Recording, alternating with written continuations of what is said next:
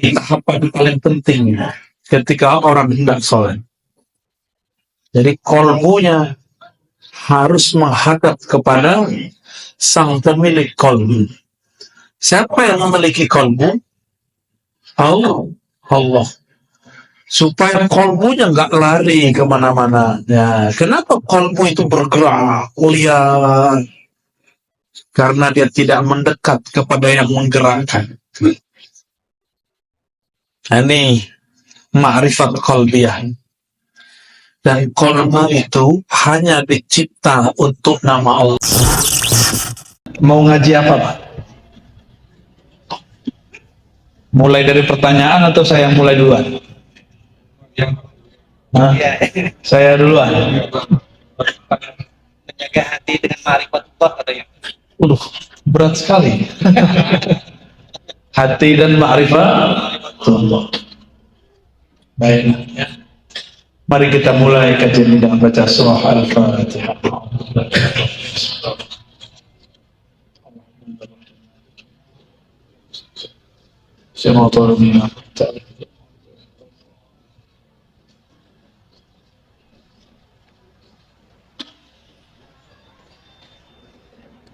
Apabila kita sholat kiblatnya ke Ka'bah, maka saat kolbu dihadapkan, dia menghadap kepada nama yang punya Ka'bah. Siapa yang punya Ka'bah? Allah. Maka namanya Allah. Maka apabila seseorang hendak menghadap kepada Rabbul Ka'bah, setelah badannya menghadap, kolbunya juga harus menghadap. Ini cara sholat. Kolbunya dihadapkan kepada nama yang punya Ka'bah. Bagaimana caranya? Disitulah pentingnya bimbingan zikir talqin dari guru, supaya nama Allah masuk ke dalam kolbu. Ya. Maka disebutlah nama Allah. Lafaz Allah itu jika benar dia tulus, kolbunya tulus, nggak mesti suci. Saya sangat tidak percaya ada hati yang benar-benar suci. Nggak percaya. Kata Nabi Muhammad merasa dirinya tidak suci. Beliau mengatakan, innahu la yughanu ala qalbi. Sesungguhnya kolbuku ada ghaibnya. Ghaib itu cahaya. Tapi bagi seorang nabi, kolbu tertutup cahaya itu sudah mesti agak masalah.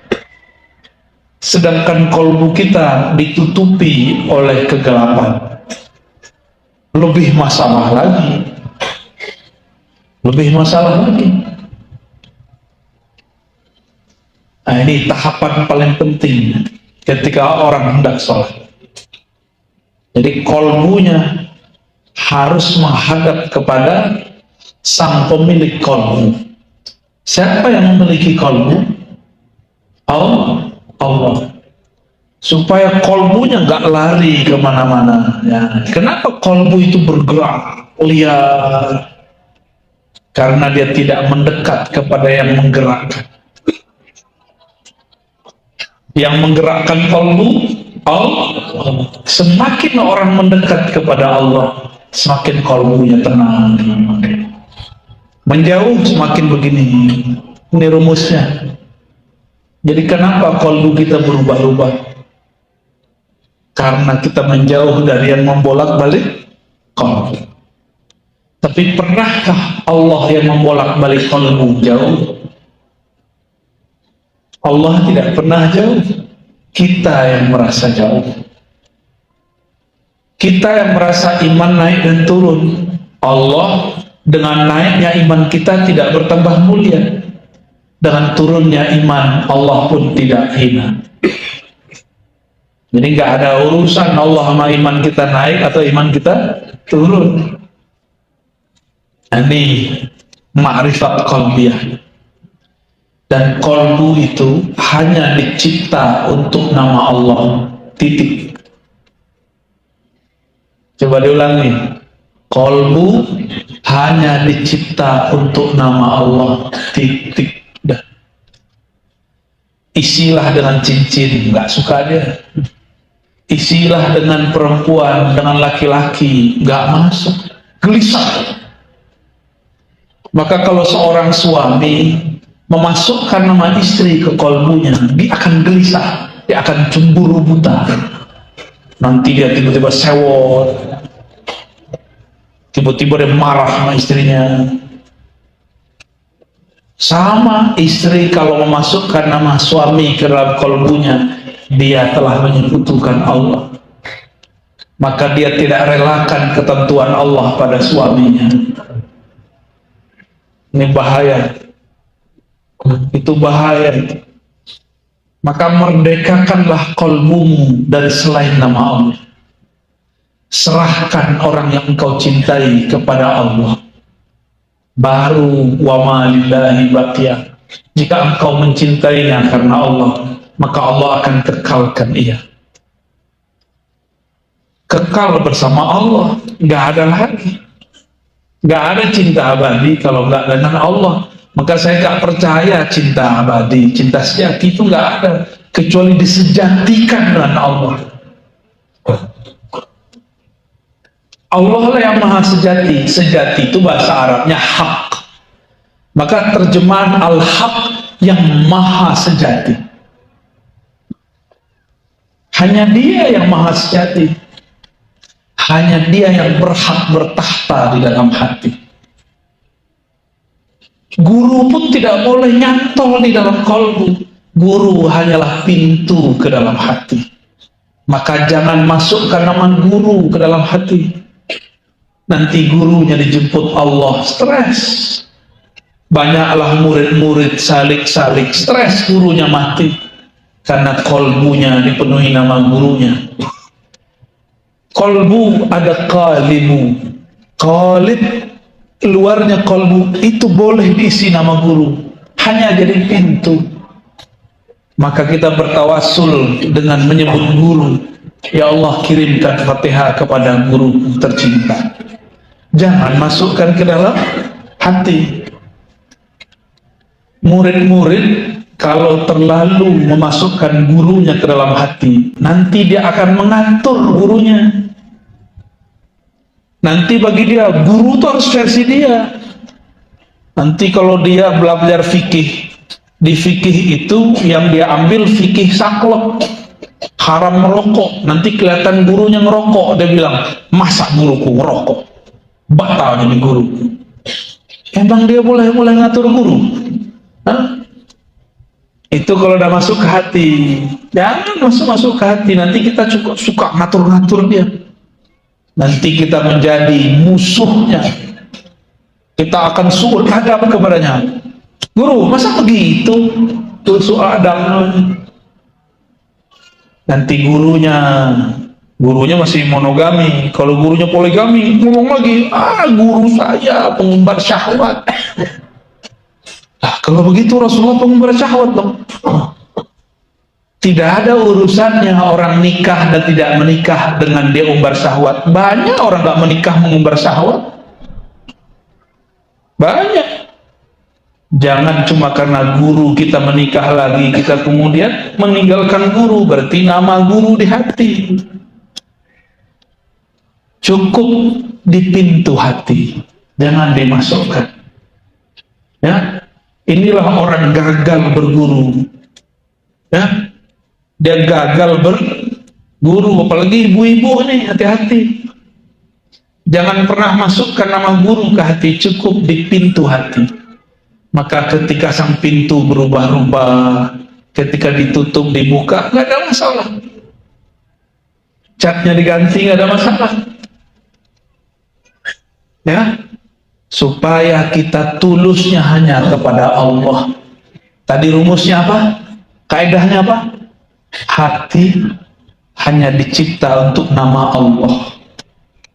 Maka mencintai guru hanya karena Allah, bukan karena menurut saya itu guru, menurut kamu berarti kamu berguru dengan nafsumu.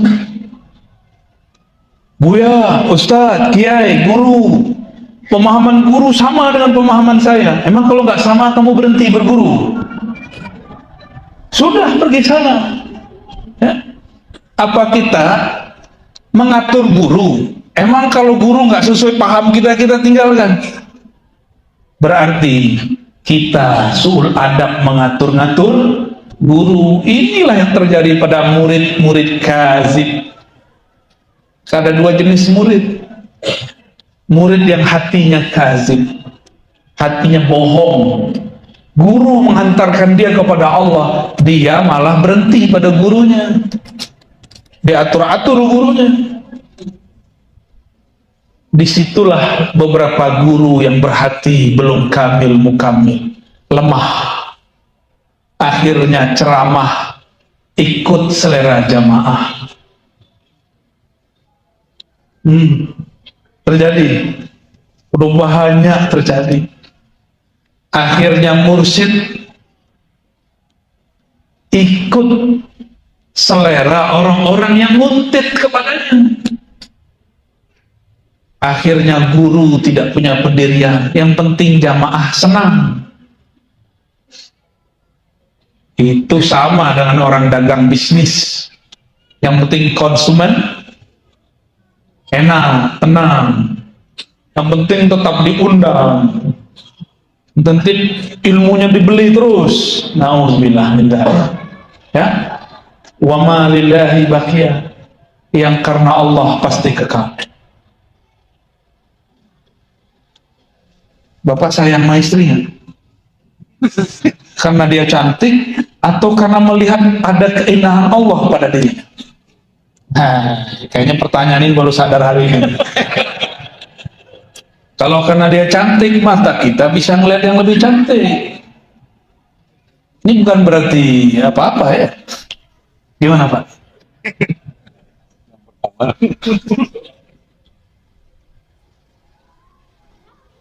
Pasangan yang kekal itu yang dia memandang pasangannya lebur dalam cinta Allah. Gak ada lagi cinta dia. Baru nanti berpasangan di surga. Kalau enggak, dia tidak akan berpasangan di surga.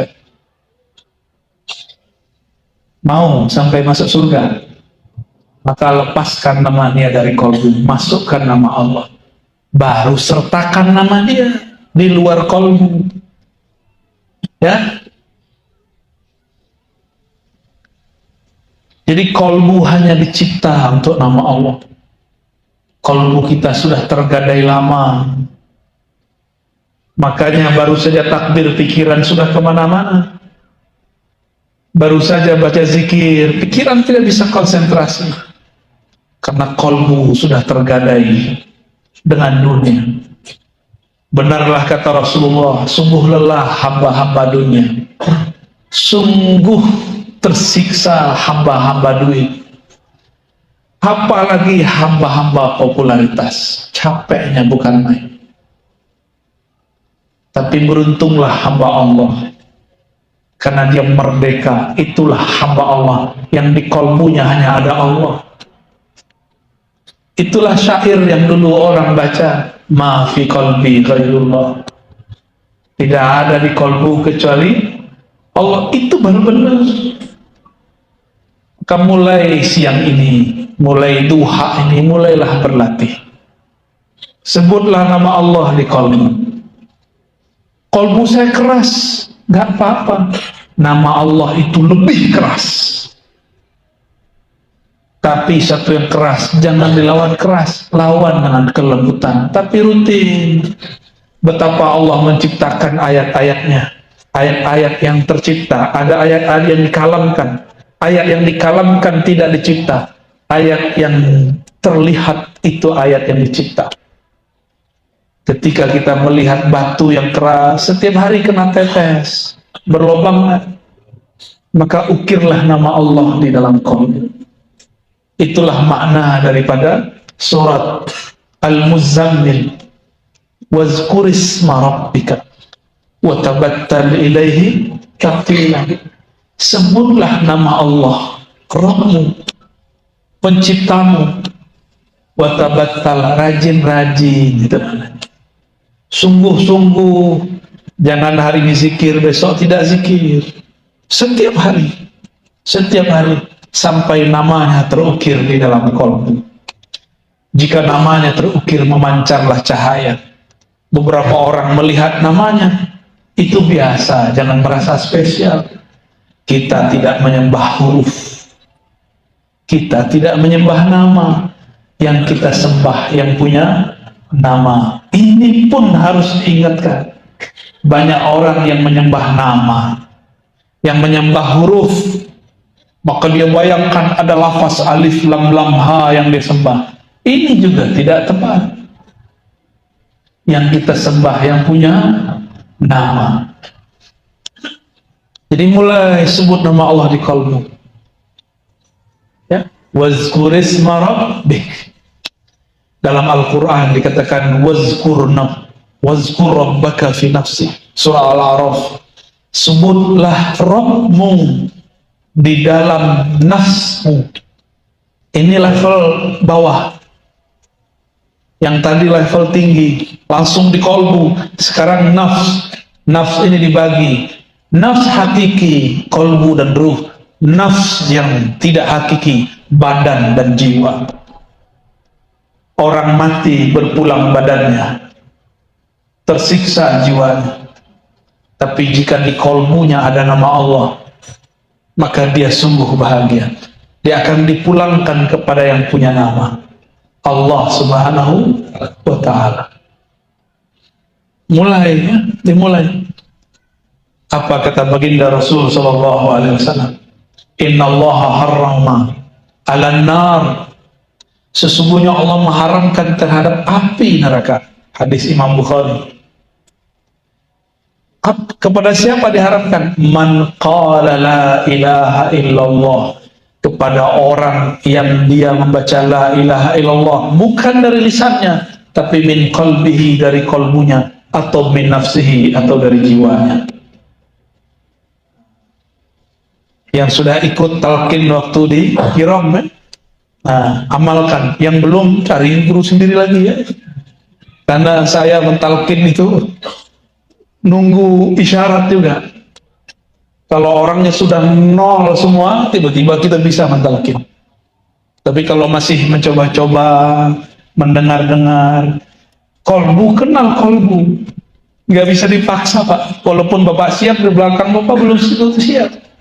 Ya? Ada orang yang ingin ngaji sama saya karena ingin mendengar saya kritik Wahabi. Seneng kalau saya ada kritik Salafi Wahabi, bahagia dia. Kalau saya nggak kritik Salafi Wahabi, dia bilang, ini belum ustadz saya. Ada lagi yang sudah belajar torikot. Kalau saya sebut nama torikotnya, baru dia seneng. Nah, ini baru ustadz saya. Nah, ini yang ngatur-ngatur ustadz kerjaannya. Ada yang sudah asik di kolbunya. Kalau si ustadz khutbah ngajar tidak menyebut kata kolbu, dia bilang, belum sampai si ustadz. Lebih tinggi dia dari ustadz. Suka ngatur-ngatur ustadz, itu bukan murid, itu baru mustami. Ya, baru mustami, pendengar. Baik. Kolbu disebutkan di Quran lebih dari 100 kali. Digabung antara kolbu dan kulub banyak sekali. Lebih banyak dari jumlah sholat, lebih banyak dari jumlah zakat, lebih banyak dari jumlah semua amalan yang ada. Kata kolbu yang lebih Allah seriuskan. Tapi kenapa sekarang orang sholat sibuk dengan celana jingkrang? Kenapa orang sekarang sibuk dengan masalah jenggot? Padahal di Quran kata jenggot cuma muncul di kisah Nabi Musa dan Harun atau sejenisnya. Kenapa mau sholat tidak menghadapkan kolbu? Berarti ada penyimpangan arah-arah kerohanian. Kalau ingin mengamalkan jenggot Nabi, amalkan, silakan. Tapi lebih penting kolbu. untuk apa engkau berjenggot hatimu sombong? Katanya, kalau sarung di bawah mata kaki terbebas dari sombong, tapi engkau malah tambah sombong. Berarti khuyalakmu sudah menjadi kibr. Bukan itu maksud Rasulullah. Allah tidak pandang, la yanzur, tidak pandang orang yang khuyala yang dia berkhayal dirinya lebih baik daripada orang lain. Allah nggak mau pandang. Ada yang karena sarungnya di bawah mata kaki, bisa juga sebaliknya karena sarungnya atau celananya di atas mata kaki. Jadi gak ada urusan, itu urusan kolbu. Allah hanya mandang kolbu. Yanzuru ila qulubikum. Allah itu kalau memandang ke dalam kolbu, bukan ke sarungmu, bukan ke celanamu, bukan ke jenggotmu, bukan ke tasbihmu. Memandangnya ke dalam kolbu. Maka betapa ridhonya Allah ketika ia memandang kolbu sang hamba. Ternyata di kolbunya ada nama dia, Allah. Baru dia bersin. Jadi kenapa ada orang bergetar iza zukirallah wajilat qulubuhum, disebut nama Allah bergetar kolbunya. Zukiro, apa arti zukiro? Disebut, ditalqinkan, dibacakan. Maka orang yang tidak dizukirokan tidak akan bisa merasakan getaran yang dahsyat itu. Ya, berarti zukiro ada muzakirnya. Inilah yang disebut mursyid, guru. Tapi ingat, mursyid bukan segala-galanya. Mursyid itu hanya pintu menuju Allah. Di atas mursyid ada mursyid lagi, di atas mursyid ada mursyid lagi. Jangan terlalu mendewa-dewakan guru. Ya, ini fenomena ini. Ya, banyak orang mendewakan guru. Tapi di luar sana ada orang tidak mendewakan guru, tapi mendewakan pemahaman guru. Beda dengan paham gurunya, dia tolak. Sama, mau dia sufi, mau dia salafi, itu berhala dalam hati. Ya, kolbu itu jika disebut nama Allah di dalam, maka bercahayalah dia. Jika disebut terus, bercahaya lagi. Disebut lagi, bercahaya lagi. Kullama zadul ism, setiap bertambah nama, ya, fasamat al-qalb, maka qalbu tambah tinggi cahayanya. Jadi siapakah qalbu yang gelap? Qalbu yang tidak diisi nur kalimatullah. Fanawwiru qulubakum bi ismin min asma'illah. Maka beri cahayalah kolbumu dengan nama-nama Allah. Nabi mengatakan, jika engkau melewati kebun-kebun surga, maka petiklah. Sahabat bertanya, wahai Rasulullah, apakah itu? Dijawab oleh Nabi, halaqah zikr. Hilaq itu lingkaran. Lingkaran orang berzikir, ada yang zahir, kelihatan. Tapi yang berzikir itu badan atau kalbu. Maka sebenarnya hilaq, lingkaran itu ada di dalam kalbu. Maka orang yang sudah mempunyai taman-taman surga di kalbunya, satu orang itu sudah sama dengan 1000 orang berzikir. Itulah sebabnya orang ini, jika ia didatangi orang lain, orang itu mendapatkan manfaat dari bertemu dia. Itulah kenapa ada guru, taman surganya kuat untuk kuota 1 juta orang, kuat untuk kuota 10 juta orang, kuat untuk kuota berapapun orang memetik nama Allah dari kolbunya, tidak pernah habis. Itulah makom-makom guru. Ada guru hanya dapat dipetik oleh 10 orang, ada guru yang hanya dapat memetik 1 orang, ada guru hanya dia aja yang memetik dirinya sendiri, ada yang guru yang mau dipetik sudah mulai layu, ada guru badannya sudah terkubur di tanah, tapi ruhaninya masih berbuah. Karena ruhaninya masih berbuah, meskipun tubuhnya sudah wafat, murid-muridnya masih dapat manfaat. Itulah guru-guru yang taman-taman kolbunya, taman-taman zikir ruhnya dikekalkan oleh Allah Subhanahu wa ta'ala. Beruntunglah orang bermursyid, Allah akan selalu kasih dia irsyad. Beruntunglah orang berguru, maka kolbunya akan tertuju kepada Allah yang dimaksud. Jadi taman-taman hakiki di mana?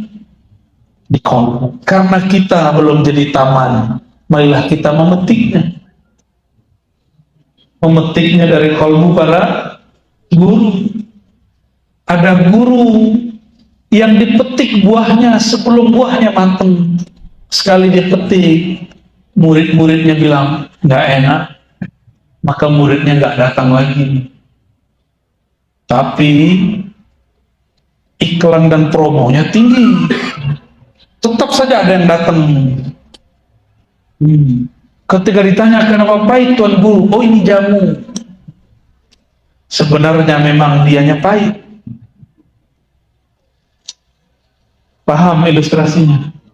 Ada orang jadi guru sebelum matang, belum diizinkan gurunya sudah tampil, belum matang buahnya dia sudah jual. Akhirnya orang cuma mau beli sekali. Kata dia ini sudah matang, kita coba, belum matang. Ada yang sudah matang, kematangan. Paham? Kalau kematangan pas dibelinya sampai di rumah busuk. Kata orang, aku tak mau beli lagi. Ternyata zikir itu efeknya bisa membusuk, bisa basi. Bukan zikirnya, efeknya. Tamannya bisa layu. Inilah yang terjadi. Thariqat itu mesti direvisi terus. Ketika buahnya melayu, buah-buahannya sudah habis, maka harus ditanam lagi. Maka sang guru harus mengupgrade ilmunya. Dia harus berbeda cara menanamnya dengan masa orang lalu. Sekarang orang banyak jualan, namanya bukan pakai kolbu, pakai smartphone, pakai aplikasi. Si guru juga harus merevisi. Dia harus memasukkan jualannya, jualan buah-buahnya ke TikTok. Ya, harus ada murid-muridnya yang masuk ke YouTube. Harus ada sahabat-sahabatnya yang mengenalkan ke Facebook. Dan zikirnya juga harus disederhanakan, karena zaman sudah berubah. Sekarang apa aja tinggal pencet-pencet datang makanan ke rumah. Betul? Lebih canggih dari zaman Sayyidatuna Maryam. Sayyidatuna Maryam doa dulu, ya Allah, baru turun dikirim oleh ojol food, tapi dari malaikat.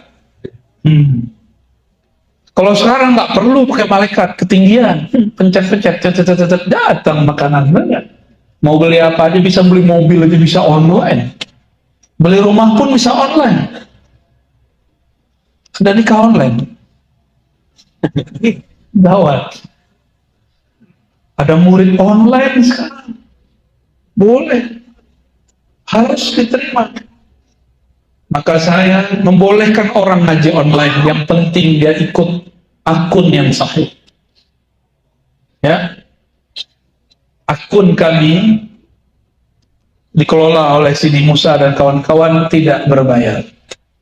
Ya, jadi kalau ada akun-akun ribat berbayar, itu bukan akun kami, itu akun bodong. Kalau ente mau berdakwah, tulus aja kepada Allah, ya. Tinggal minta izin, kita izinkan kok. Jangan memalsukan nama, ya. Jika memalsukan atas nama Nabi, falitabawwa maq'adahu minan nar. Memalsukan atas nama seorang guru, ya, mirip-mirip lah walaupun tidak nar. Gak sampai nar, tapi mirip-mirip. oleh gurunya bersanad ke Rasulullah SAW. Hati-hati ya. Kita nggak pernah larang orang ambil video kita, nggak pernah. Ambil silakan. Karena niat kami memang untuk menyebarkan sebanyak-banyaknya. Ya, tapi yang fair. Kita nggak minta juga kok. Mau ngetes duitnya kita nggak minta. Nggak usah bohong-bohong di sosial media. Ya, maka jangan heran.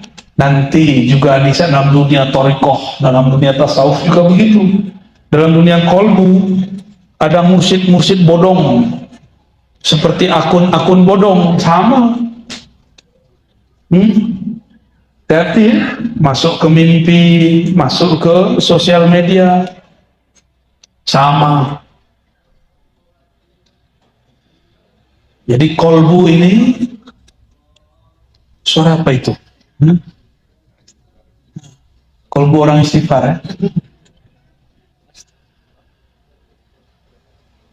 Nah, sekarang kita masuk. Kalau tadi bahwa kolbu itu adalah taman. Siapa yang kolbunya sudah menjadi taman, barulah dia didatangi oleh orang-orang yang hendak hiburan. Maka bertemu guru itu lebih indah daripada main-main di laut. Bertemu guru yang kolbunya sudah jadi taman-taman rohani, lebih syahdu daripada di pegunungan. Bertemu guru yang kolbunya sudah menjadi hutan belantara asma-asma Allah, lebih asik daripada berkemah di tengah hutan. Betul-betul indah.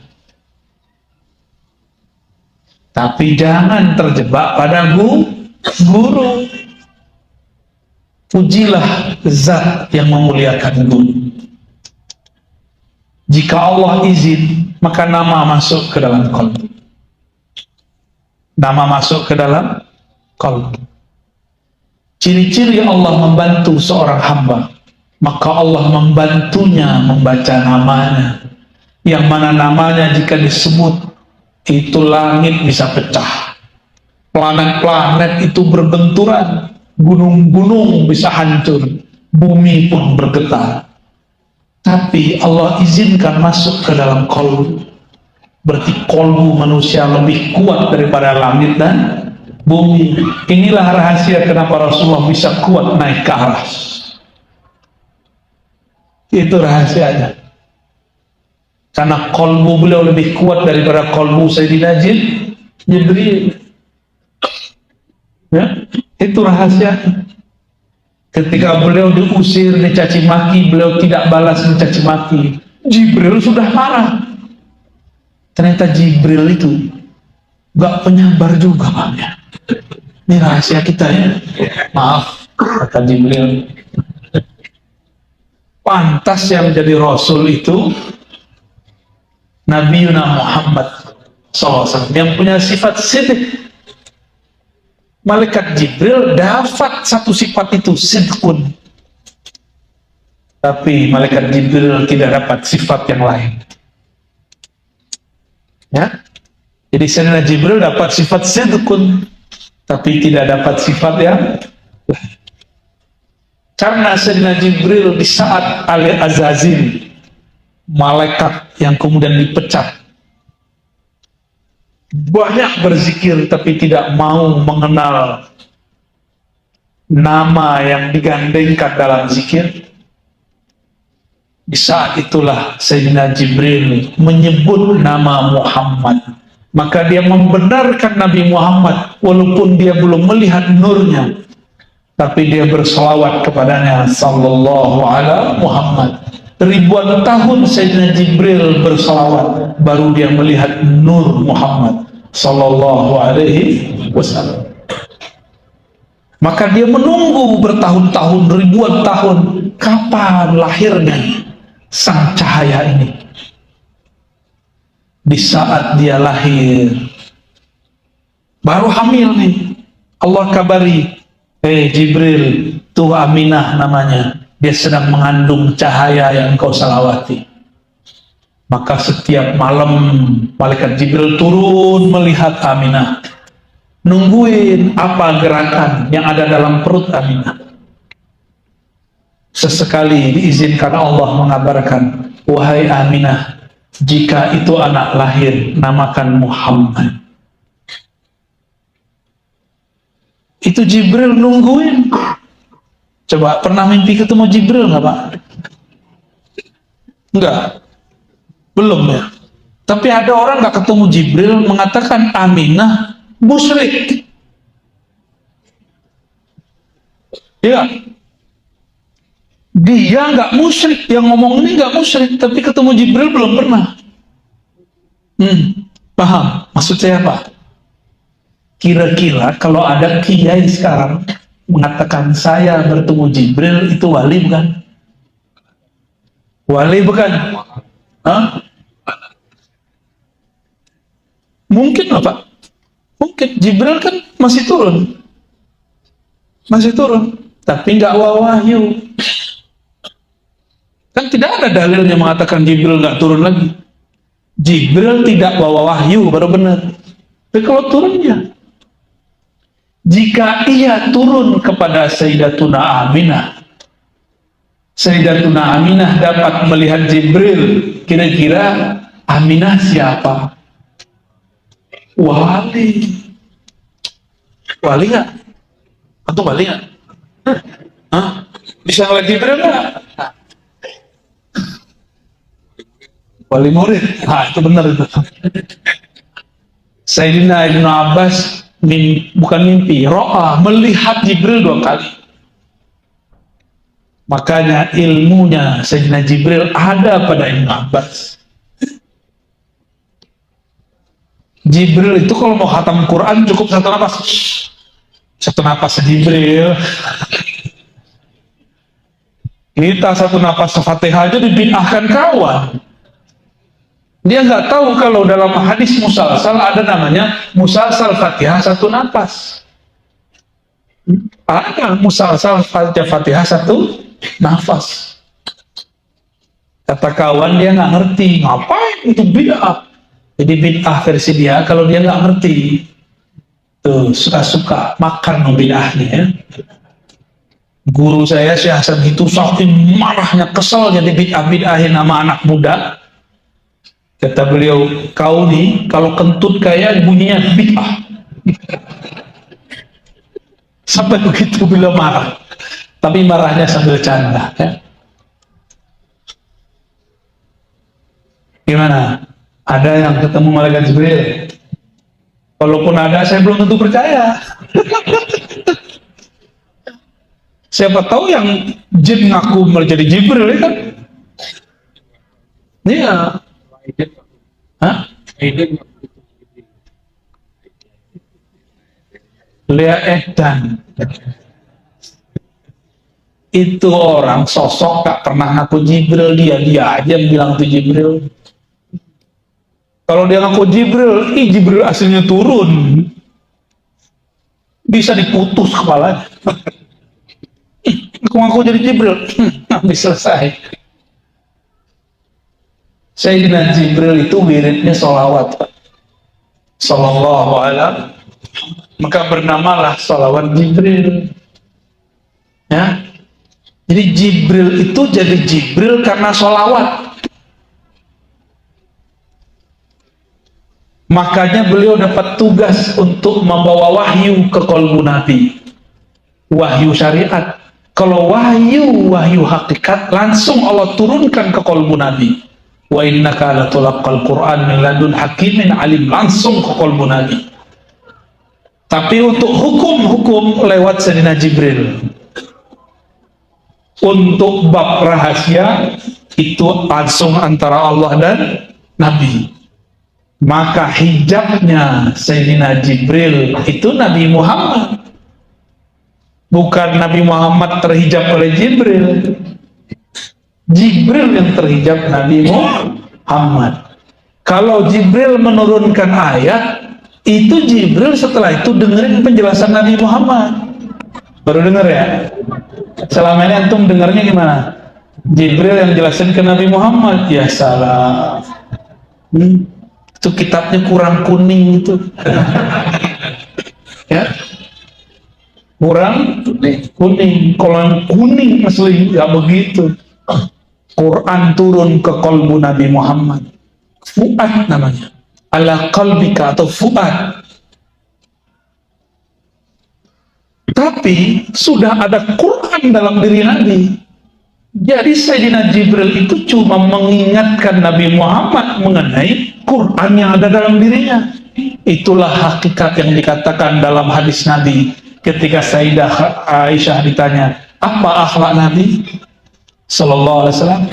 Khuluquhul Quran, akhlaknya Al-Quran. Kalau khuluq nilainya Quran, terus dia siapa dong? Dia kira-kira siapa? Khuluqnya Quran nih. Terus dalemannya apa dong? Ya sumbernya Quran. Jadi Quran itu turun dari ruhnya Nabi ke sirnya, dari sirnya ke lubnya ke fuadnya ke kolbunya. Itu dalam ilmu rahasia. Tapi dalam ilmu tafsir, dari Jibril dibawa dari Lauh Mahfuz, turun ke langit dunia, baru turun ke kolbu Nabi. Tapi itu kan versi ahli riwayat. Kalau versi Quran kan enggak.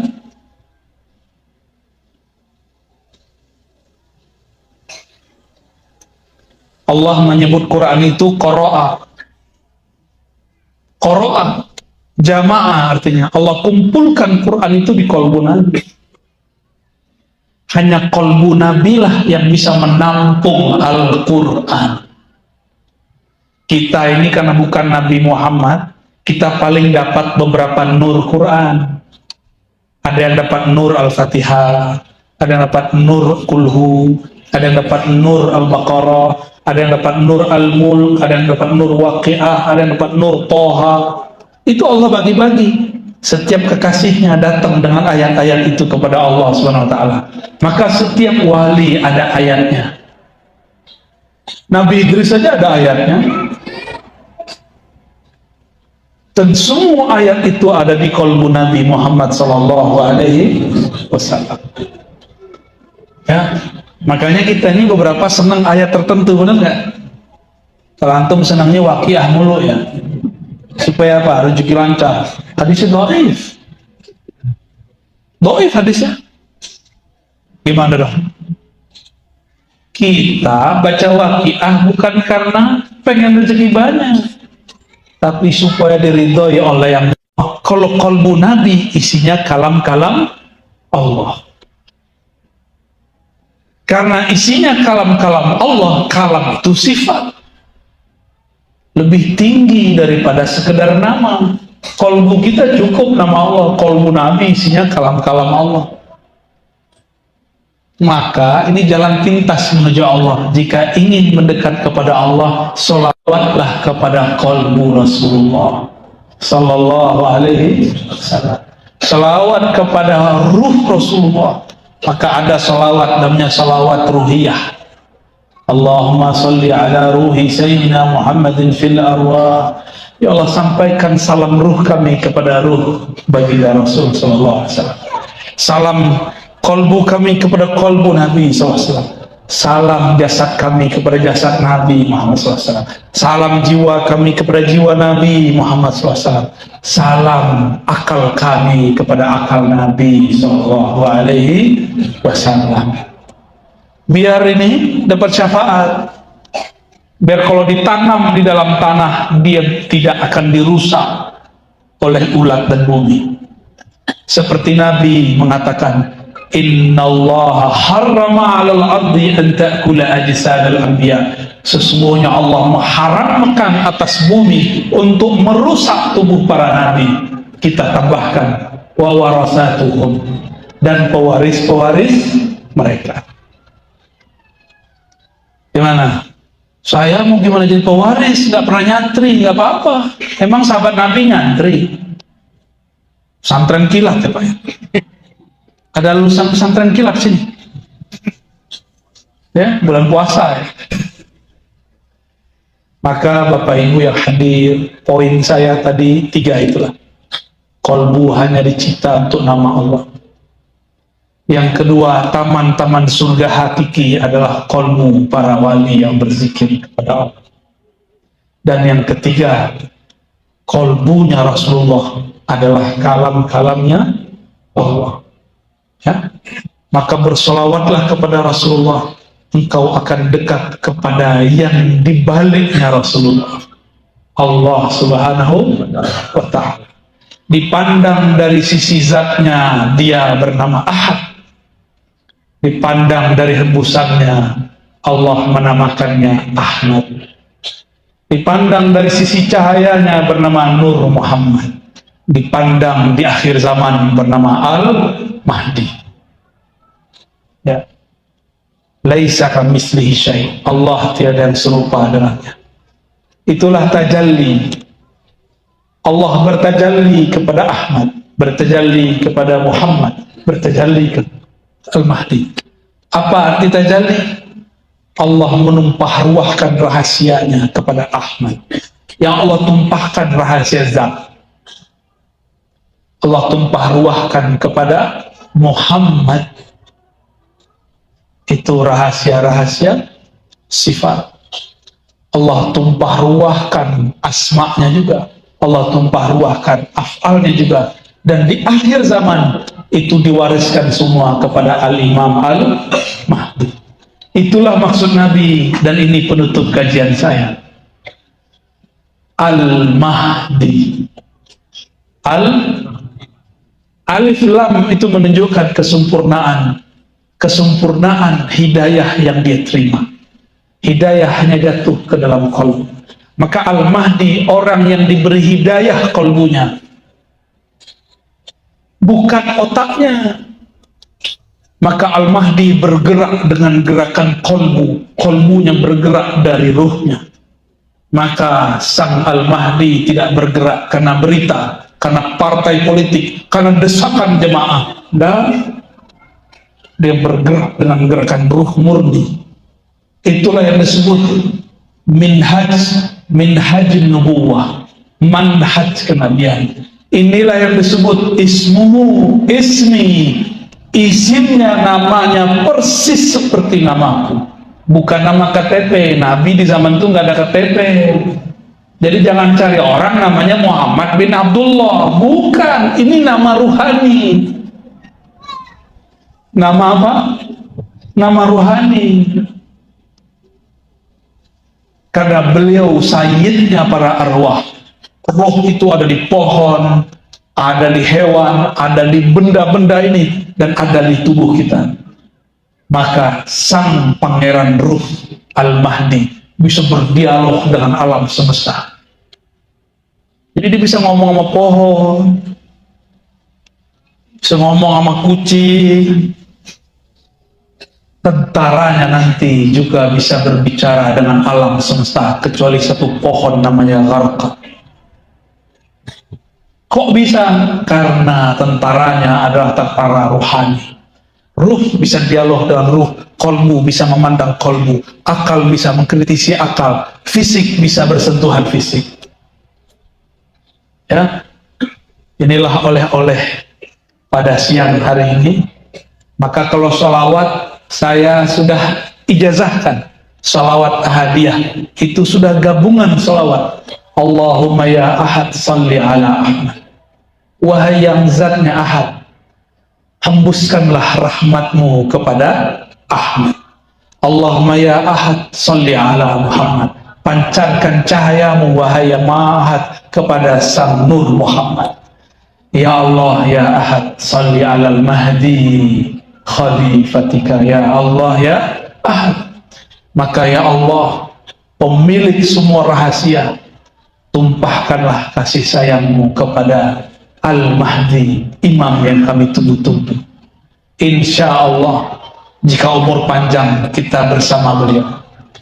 Tapi ujiannya sangat berat, jumlahnya sedikit, tapi kolbunya berisikan ma'rifat.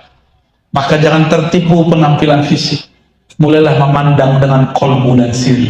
Allah yang maha khafi, yang maha sir akan membimbing kita semua.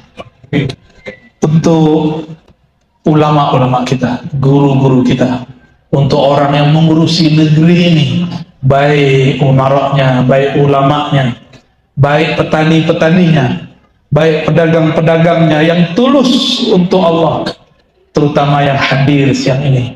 Mari kita kirimkan salawat cinta. Al-Fatihah. Ghazali ini nulis bab namanya At-Tawakkul, bab tauhid atau tawakal. Beliau memberikan penjelasan kepada kita tahapan-tahapan membaca la ilaha illallah. Jadi ada 4 tahapan orang baca la ilaha illallah. Nah, nanti kita yang mana silahkan Bapak Ibu rasakan. Bismillahirrahmanirrahim. Beliau mengatakan yang pertama, la ilaha illallah munafiqin. Bacaan la ilaha illallah orang munafik. Ciri munafik yang pertama apa? Ayatul munafik salasa. Idza haddatsa kadzaba. Hadis Bukhari Muslim. Ciri orang munafik yang pertama, dia berkata, berkalam, tapi bohong. Lain di mulut, lain di hati. Nah, jadi kita cek aja Pak, nggak usah tuduh orang. Saya saat baca la ilaha illallah, apakah seirama lisan ini dengan qalbu? Atau ketika baca la ilaha illallah, pikiran pun melayang. Atau yang lebih parah, orang baca la ilaha illallah, hati mendongkol, ya, hati kemudian kesal. Allah diteriak-teriakin. Allah lah ba'aliya-aliya. Ya, bagi, oke. Allah kok diteriakin gitu.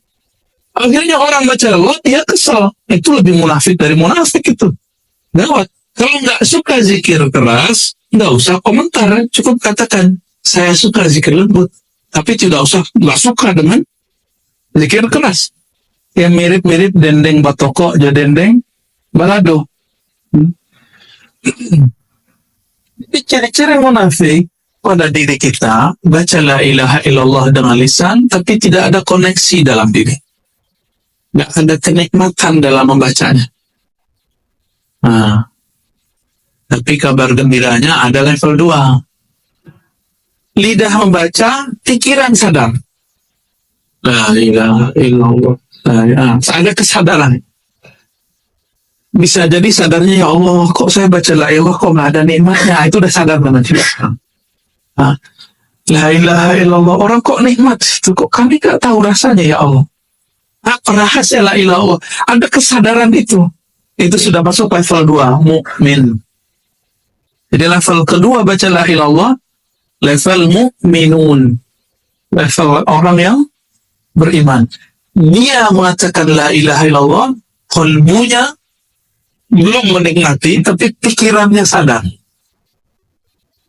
Itulah yang disebut min nafsihi dalam hadis Imam Bukhari, Kitabul Iman. Ratu-ratu kita zikir kayak gitu nggak? Ya, atau yang pertama Pak? Dihitung-hitung aja. Seumur Bapak Ibu sekarang kok belum nikmat baca la ilaha illallah? Apa yang sudah? Kalau diajak oleh seseorang makan apa yang lama di ya? Durian.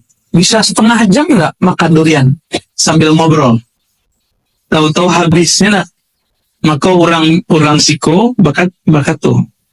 Afdalul fawaqih durian. Makanan buah yang paling lama, yang paling lezat adalah durian. Ya, jadi kalau tidak suka durian tuh separuh dunia hilang. Tapi bagi ahli qalbu, afdaluz zikri la ilaha illallah. Hadis Imam Tirmizi, hadisnya sahih. Imam Tirmizi itu murid Imam Bukhari, kawan Imam Muslim, kawan Abu Dawud. Jadi imam-imam hebat itu Imam Tirmizi. Imam Tirmizi ini meriwayatkan Nabi bersabda, zikir yang paling afdol itu terjemahan harfiah. Kalau versi Ambo, afdalul dzikr aladhul adhkar. Zikir paling lezat itu adalah la ilaha illallah. Kenapa tidak lezat? Ketika kita mengatakan la ilaha illallah, belum sampai selesai Allah menjawab, sadaqta la ilaha illa ana.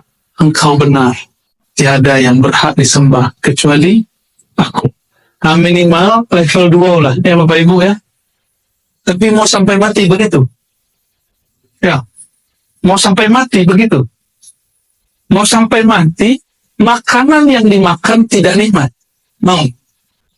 Betapa tidak adilnya manusia zaman sekarang, bahkan dari dulu, disebut zaluman oleh Allah, zalim kepada dalam dirinya, jahulan, jahil, betapa jahilnya dia. Makan, ada rumah makan nih enak, lezat, di tempat yang jauh dia kejar. Tapi ada guru yang bisa menghidangkan makanan kolbu terlezat, dia tidak pernah kunjungi. Mati baru berkalam, ya Allah, anda meninggal Bu Yawa, kami ingin mengaji ke beliau. Gombal. Tahu gombal? Orang-orang begini akan begitu terus. Nanti ada ulama lagi, oh Rasulullah, nunggu mati dulu baru ngomong begitu. Tapi orang-orang yang sudah merasakan nikmatnya la ilaha illallah, apa kata Imam Yahya bin Mu'az Ar-Razi, salah satu imam salafus saleh. Jadi salaf itu bukan nyala-nyalain orang mulu, Pak, beda-beda orang mulu. Salaf itu ngomong la ilaha illallah. Yahya ibn Mu'az Ar-Razi mengatakan, orang-orang yang percaya kepada Allah, kenal kepada Allah, akan mencium harumnya kalimat itu dari wali-wali Allah. Jadi kalau betul kolbu kita ini beres, maka penciuman dalam kolbu itu bisa mencium siapa saja yang kalimah la ilaha illallah itu subur dalam kolbunya. Oleh karena itu, wali-wali Allah pun, walaupun dia bersembunyi di tempat yang gelap, bersembunyi di pelosok, menyamar jadi manusia biasa, bekerja seperti orang biasa, tapi bisa dikenali oleh orang-orang yang sudah menikmati baca la ilaha illallah. Itulah kalam Yahya ibn Mu'az Ar-Razi. Jadi ilmu kewalian itu puncaknya di la ilaha illallah. Nanti setelah itu unlimited. Allah akan berikan ilmu yang tiada batas. Dan itu harum. Ya.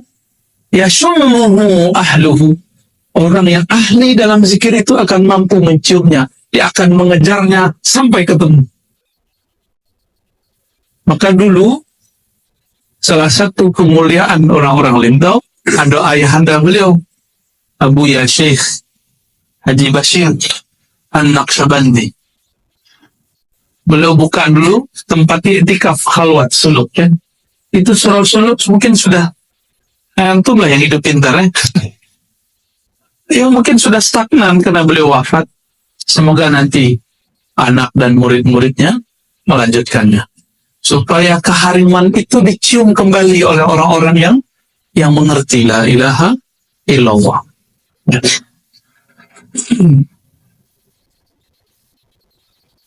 Kalau kalimah itu harum, kalimah itu nikmat, dikejar oleh penikmat kalimah, kira-kira seandainya kita itu mengenal rahasia kalimah la ilaha illallah itu, mungkin nggak Bapak Ibu sekarang masih berzikir lain di lidah, lain di hati? Mungkin nggak? Mungkin. Bapak Ibu, kalau kita sakit demam, makanan yang nikmat jadi nikmat nggak? Kita sakit demam, makanan paling nikmat misalnya durian. Mencium bau durian itu mau muntah atau malah mau makan lagi demam? Mau muntah.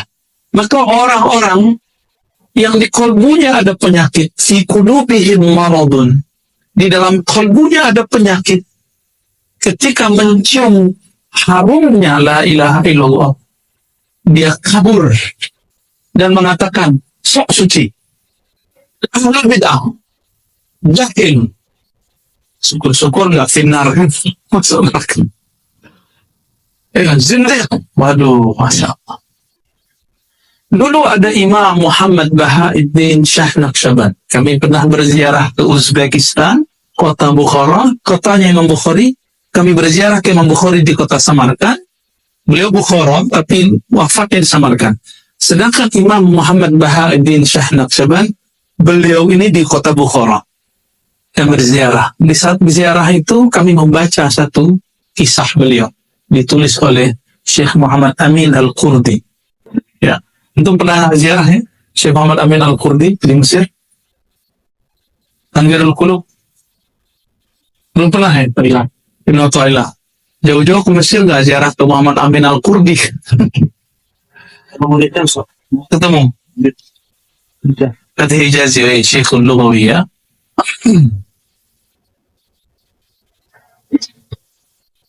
Beliau menceritakan di situ, Imam Muhammad Bahauddin Shah Naqsyabandi disebut imamnya orang Naqsyabandi, orang Basua. Beliau itu ketika hadir di surau zikirnya, gurunya namanya Amir Kulal. Amir Kulal itu kalau zikir lebih keras dari tuanku imam tadi.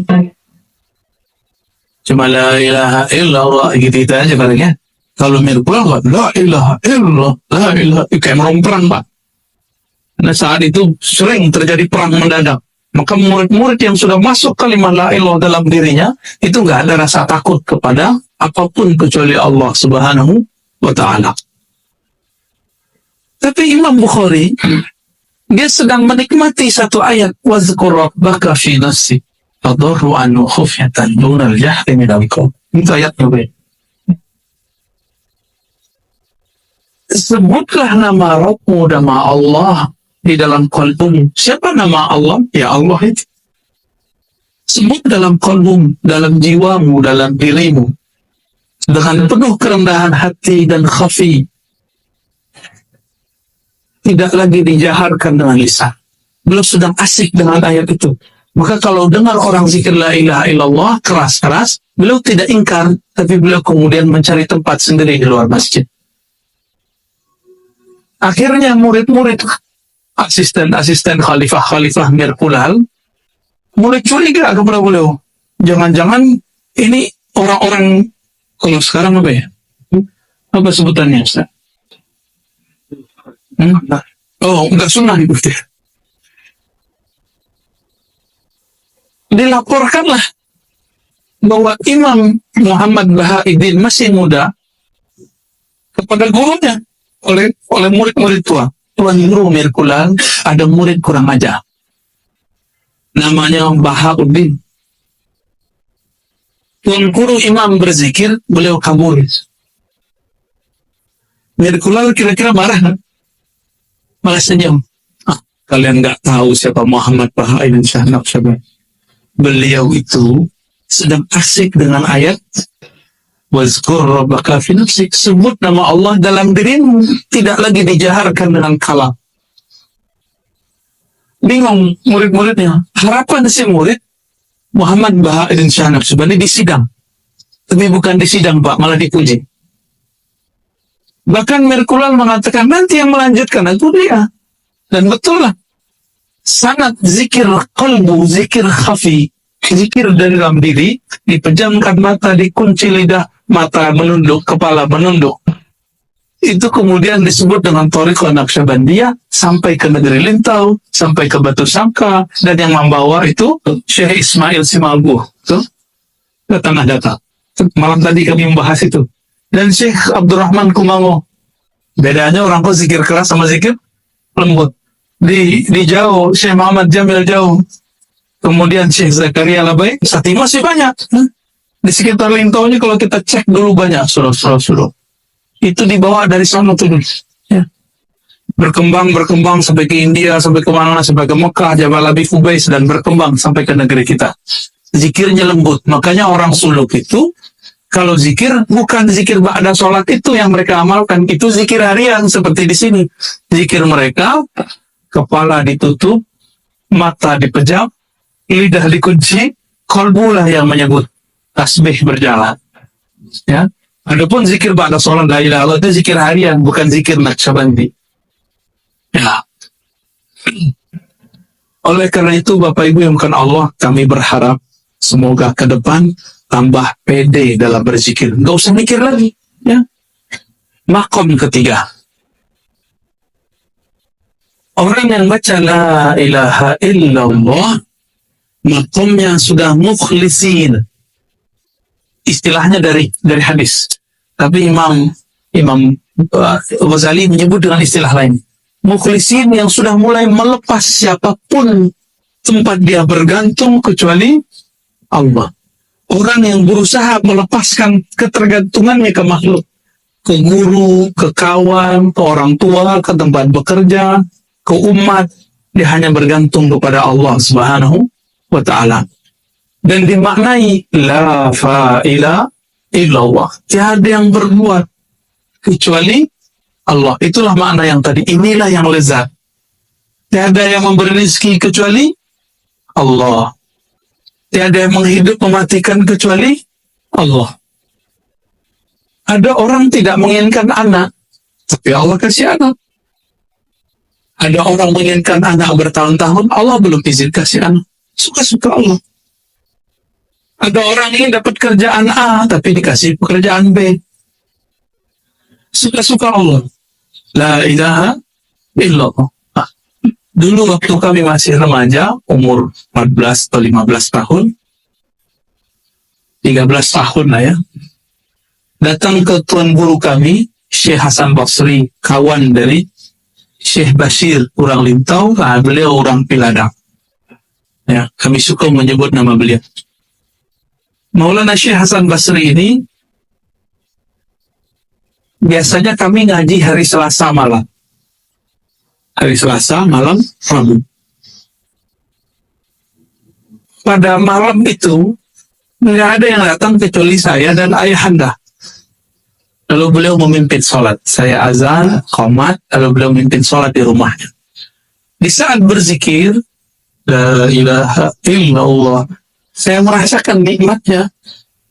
Apa yang disebut Imam Ghazali itu. Padahal waktu itu belum membaca kitab Imam Ghazali. Baru akan dibuka oleh Tuan Guru Syekh Hasan Basri Jalil. Apa makna yang muncul? Tiada yang berbuat. Bahkan tiada yang menggerakkan lisan ini yang baca la ilaha illallah kecuali Allah. Bapak Ibu yang melakukan Allah, kadang-kadang kita merasa GR, merasa sok suci. Sudah sholat sekian tahun tidak pernah meninggalkan sholat jamaah. Lalu merasa orang yang tidak sholat jamaah munafik. Kadang-kadang kita merasa kita ini belajar torikot ini, torikot itu, atau belajar manhaj ini, manhaj itu, dan merasa sudah paling baik. Ternyata merasa paling baik itu adalah syirik yang tersembunyi. Saat kita kemudian dipuji orang merasa senang, di saat itu kita sudah memakai salah satu pakaian Allah. Pakaian Allah itu adalah al-kibriya dan al-hamd. Maka Allah memukul rata, memangkas. Apa kata Allah? Alhamdulillahi Rabbil. Pujian itu hanya milikku.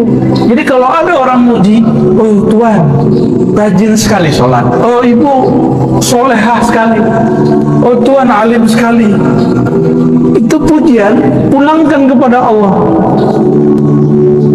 Dipulangkan kepada Allah, jangan pandang kita yang dipuji. Kapan boleh kita menerima pujian? Kalau pujian itu dikembalikan kepada Allah SWT. Maka ketika membaca la ilaha illallah boleh memaknai itu. Tiada yang berhak dipuji, tiada yang alim, tiada yang memberikan kesolehan ini kecuali Allah. Satu kali ada seorang murid mengadu kepada Imam Ibn Athaillah Sekandari. Apa yang dia adukan? Wahai Tuan Guru Ibn Athaillah pengarang hikam, aku zikir tapi kok nggak nikmat. Tapi dia sadar, kok nggak nikmat ya Allah. Akhirnya Ibn Athaillah mengatakan, wahai muridku, la tatruki dzikra li adami hudurika. Jangan engkau tinggalkan zikir meskipun zikirnya zikirnya belum nikmat. Apa sebab? Tiadalah orang berzikir kecuali Allah sedang meminjam lisannya dan memberikan karamah kepadanya. Ketika semua lisan bergunjing, semua lisan merendahkan, semua lisan membicarakan selain Allah, lisan kamu membaca kalimah yang beratnya lebih berat dari langit dan bumi. Syukurnya alhamdulillah Bapak Ibu, kita tidak melihat rahasia la ilaha illallah. Kalau Bapak Ibu dikasih lihat baca la ilaha illallah, itu nggak kuat Pak, bisa pingsan-pingsan, bisa mati mendadak. Maka disebut dulu banyak orang fana ketika baca la ilaha illallah, karam dalam kalimat. Banyak dari dulu, banyak yang meninggal lagi baca la ilaha illallah. Kawan kami, sahabat kami, secara umur senior tapi secara ngaji dulu barengan, kita ngaji kemana-mana ya. Dulu nama beliau yang dari Koto Panjang ya, Buya siapa dulu? Malin Putih, Mursyid Tarikat Naqsyabandiyah, Mursyid Tuan Syekh Muda. Kami pernah datang sekali ke suraunya, diundang ceramah. Beliau itu ingin menunjukkan kepada murid, begini loh baca la ilaha illallah. Keasikan. Saat asyik itu, ruhnya lebih suka bersama yang punya nama Allah daripada tubuh yang membaca. Maka berpisahlah nyawa dengan badan. Saat beliau baca la ilaha illallah, Allah panggil dengan terhormat. Betapa indahnya meninggal saat seperti itu ya. Orang begitu masih dianggap sesat Bapak Ibu. Videonya banyak ya waktu itu ya, kami terharulah. Ya Rabb, inilah permintaan beliau. Ternyata beliau ini dan kawan-kawan setiap satu bulan itu ada 2 kali buat khataman la ilaha illallah 70.000. Pindah-pindah surau masjid. Dan zikirnya versi Nirkulal, bukan versi Bahauddin Shah Naqsyabandi. Zikir ikrar, la ilaha illallah. Dan yang hadir lebih banyak dari ini Bapak Ibu. Zikir semalam dibagi-bagi, kira-kira nih satu orang 1.000. Kalau 70 orang sudah 70.000. Maka mereka zikir malam itu masing-masing 10.000. Jadinya 70.000. Karena beliau hobi dengan kalimat. Karena itulah zikir paling lezat. Beliau minta, ya Allah matikan kami dengan la ilaha illallah. Itu kan ada dalam rotib pada salat ya, rotib la ilaha illallah. La ilaha illallah ulqi biha rabbi, gitu ya, alqa biha rabbi. La ilaha illallah unsi biha rabbi. Banyak itu ya, rotib tahlil. La ilaha illallah, dengan inilah aku menghadap Allah. Terjadi Pak. Mau enggak wafat meninggal dengan la ilaha illallah? Mau? Maka baca itu pagi, sore, siang, malam. Sebab seseorang akan meninggal, mati, berpisah dengan badannya dengan kebiasaan yang dia punya. Kini tua-tua waktu punya Facebook, tua muda nonton YouTube. Kalau dulu di zaman kami masih remaja lah, ngaji ke orang tua itu dipesani, jangan saingi guru godang, guru godang tuh TV. Ini gurunya kita namanya YouTube, handphone. Samu tuh di mana orang nonton handphone. Mau tidur, ketiduran nonton handphone. Syukur-syukur yang ditonton tentang la ilaha illallah. Kalau enggak, tahu-tahu pindah alam Pak, dijemput dalam tidurnya oleh malaikat maut. Bangun-bangun cari handphone, tahu-tahu masuk ke dalam alam barzakh. Mbak kira-kira bangun-bangun. Jadi orang meninggal itu nggak sadar kalau dia mati. Dicari-carilah handphone, dicari-carilah orang rumah samping kiri kanan.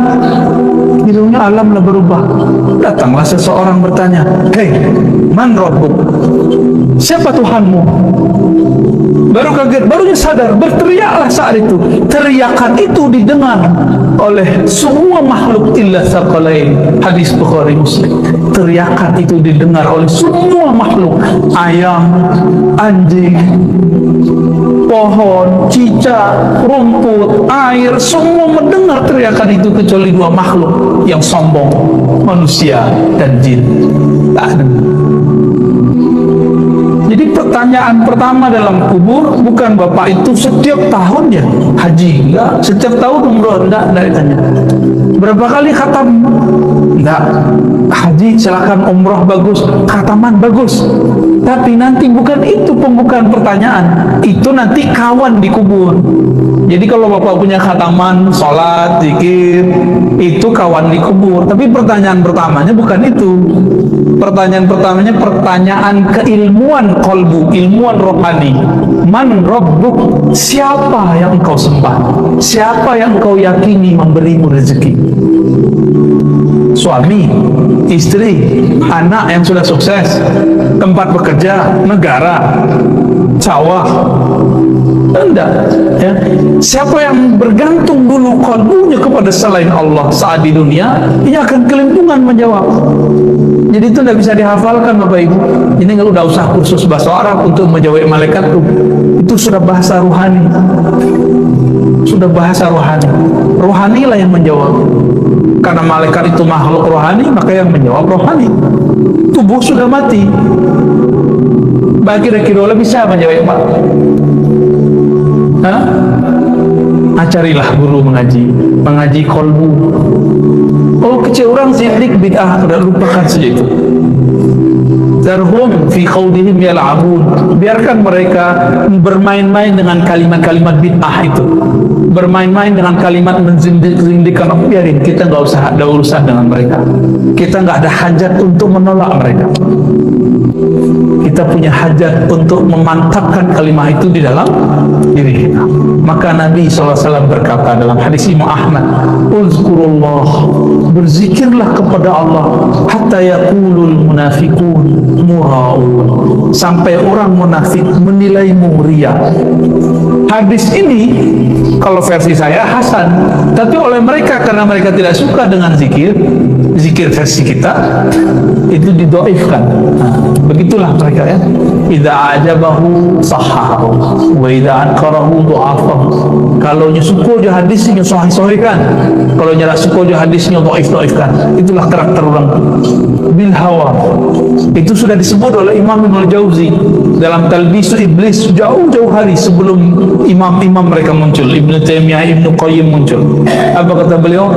Ahli hadis, orang yang mengklaim dirinya pakar hadis pun terjebak dengan tipuan-tipuan hawa, mensahihkan hadis yang dia suka, mendhaifkan hadis yang dia tidak suka. Jadi bukan dengan keilmuan murni. Kira-kira itulah nan kampe nak boleh hambo jalen. Itu rahasia.